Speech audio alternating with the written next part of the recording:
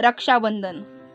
रक्षाबंधनाच्या दिवशी बहीण आपल्या भावाच्या मनगटावर रक्षासूत्र बांधते.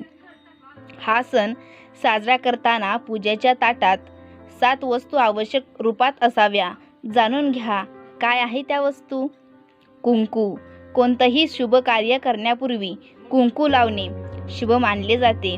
या दिवशी बहीण भावाच्या कपाळावर तिलक लावून त्याच्या दीर्घायू आयुष्याची होण्याची कामना करते.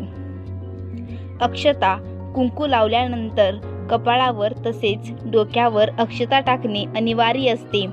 याचा अर्थ भावावर शुभता बनलेली राहू. नारळ म्हणजे श्रीफळ. श्री अर्थात देवी लक्ष्मीचे फळ.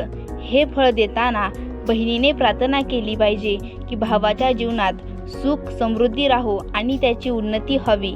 रक्षासूत्र बांधल्याने त्रिदोष शांत होतात. त्रिदोष अर्थात वात, पित्त आणि कफ या दोषांमुळेच शारीरिक आजार उद्भवतात. मनगटावर रक्षासूत्र बांधल्याने शरीरात त्याचं संतुलन राहतं. मिष्टान्न.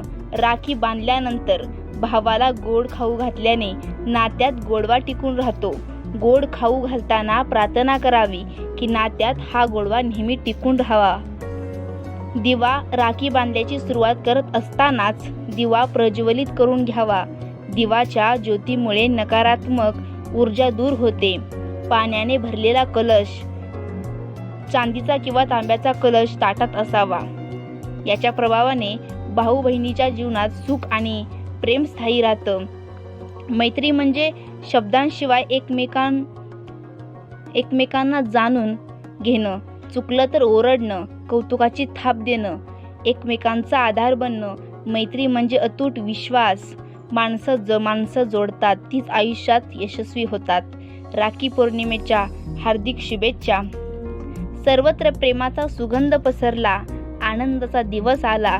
एकच देवाकडे प्रार्थना करते की सुख समृद्धी लाभू भावा बहिणीला. रक्षाबंधन निमित्त सर्वांना मंगलमय शुभेच्छा. धन्यवाद. व्हिडिओ आवडल्यास लाईक, शेअर आणि सबस्क्राईब करायला विसरू नका.